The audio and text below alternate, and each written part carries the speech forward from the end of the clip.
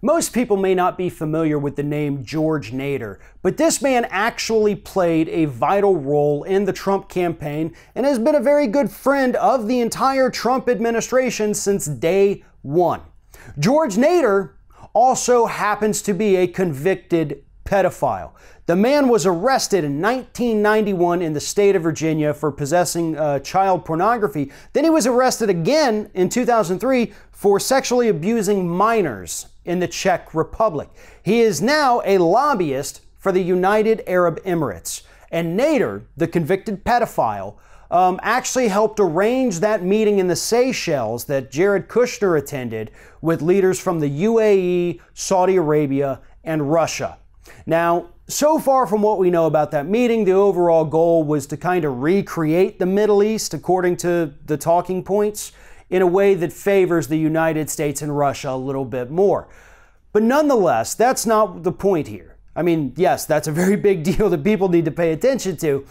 But the bigger thing at the moment, in the right now, is the fact that the Republican Party can't seem to stop wanting to work with pedophiles.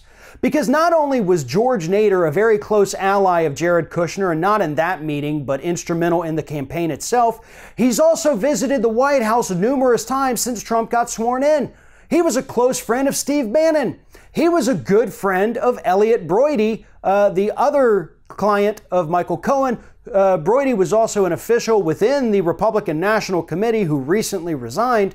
Nader was involved with everything with both the Trump administration and the Republican Party itself, and he was a convicted pedophile, and they knew this and didn't care because they thought they could use him to their advantage.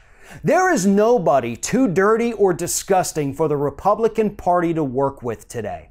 That's why they rallied behind Roy Moore in Alabama. That's why you have a guy like, I believe his name is Nathan Larson, running for Congress in Virginia, who is an admitted pedophile, and he's still running for Congress? I'm not saying that all Republicans are pedophiles. Obviously, they're not. But there's something about that party that makes pedophiles feel right at home, and that should give every Republican voter in this country a little pause, at least. Why are pedophiles so attracted to my party? Maybe I need to look into that. I don't know about you, but I, for one, wouldn't want to be associated with something like that.